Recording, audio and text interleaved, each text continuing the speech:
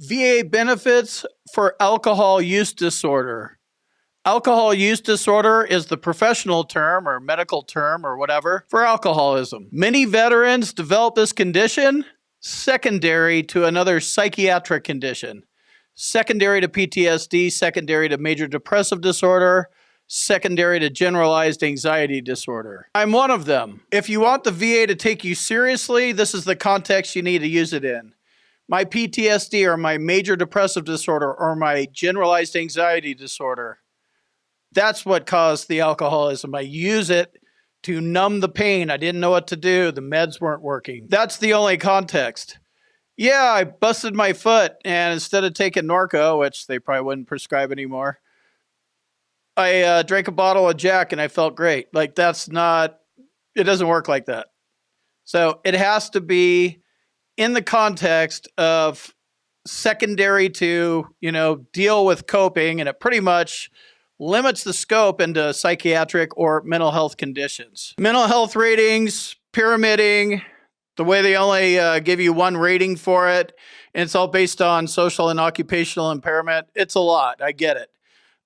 We talk about it in my boot camp, link in the description if you want to check that out.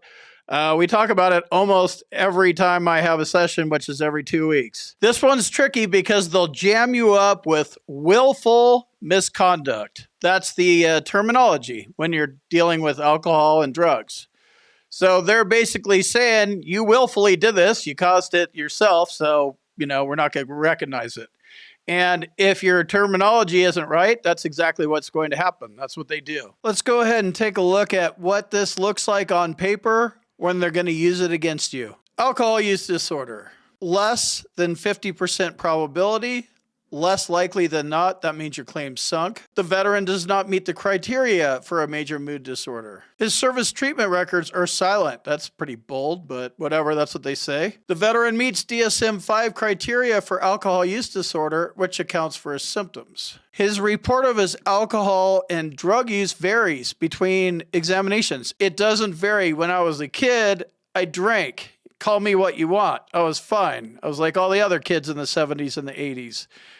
Once combat PTSD hit on 03 January 1991 at 0300, gas, that was a different story. My life went downhill and has never stopped going downhill. I didn't know about mental health problems, so I drank a lot and used drugs a lot. Don't vary the story. Keep the story consistent. This is why knowing what your story is and keeping it consistent is so important. The veteran does not have a mental disorder that is proximally due to or the result of an in-service stressor or other military service. They explain when and why you could be service-connected for anxiety disorder. I guess that's what kind of claim he was trying to file. And then they're going to say favorable findings, which are not very favorable. You've been diagnosed with a disability. VA mental health disorder disability benefits questionnaire completed on September 29, 2021. Diagnosed alcohol use disorder.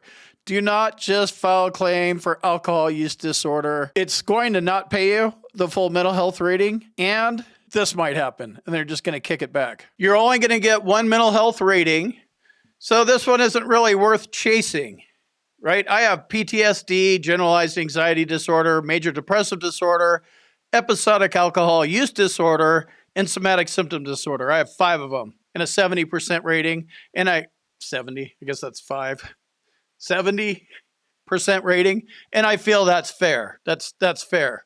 I have some stuff in the 100% thing, but 70's fair. I would not file episodic alcohol use disorder as a standalone claim. I wouldn't do it. I also wouldn't file insomnia as a standalone claim. They only go so high.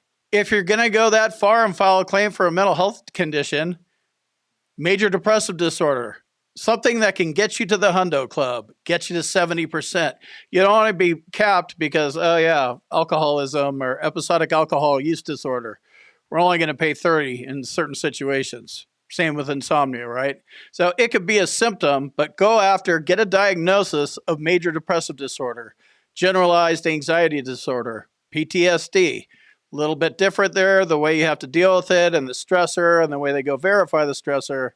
You just get depression, major depressive disorder, same ratings, same pay, same benefits, all that kind of stuff. Don't have to deal with the stressor. When you're talking about episodic alcohol use disorder, they're going to use it against you if you give them an opening.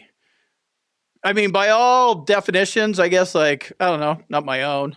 Yeah, I'm an alcoholic. My name's Craig. Whatever. I've never gone to that class.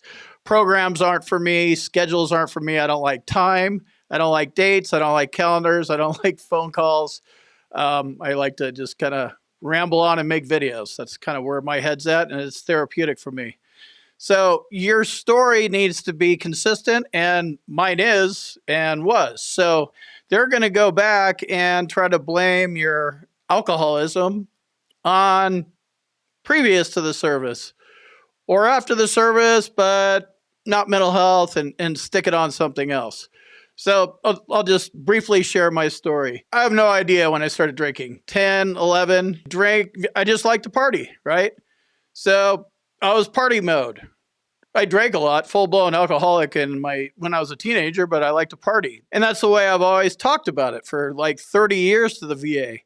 Like, oh, did you have problems when you were a kid? No problem, man. I like to just party. I just go grab whatever and we just get fucked up, right? That's how I would talk about it when I was a kid. Once the combat PTSD kicked in, I had no clue that I had a problem. So then I was drinking to escape and to cope. And that's the way I talked about it. When I finally went into the VA and actually started talking about it to a psychologist, to anybody, they're like, oh, okay, so you just partied when you're a kid, but now you drink to mass stuff and you have all this dark shit and suicidal shit and weird stuff, right? So I was a normal kid. I don't know. I grew up in the 70s and 80s. It was normal. I don't know what it's like now, but it was normal back in the day to smoke a lot of weed and drink a lot. So there's that. Whenever alcohol pops up, don't run from it. Just put it in the proper context. If you're filing a claim and you're going to use episodic alcohol use disorder, make sure you fit it in as a coping mechanism. Otherwise, they're going to call it willful misconduct, and they're just going to, just kind of write it off. Let me jump in here real quick and tell you about my boot camp. If you want to learn more about the VA claims process, check out my boot camp. You can talk to me live. There's a link on the website and in the description, combatcraig.com. And also, if you need medical evidence, like a nexus or documenting your symptoms properly, go to our website, combatcraig.com, and it says medteam/nexus letters. Click on that link, fill out the form, boom, you're done.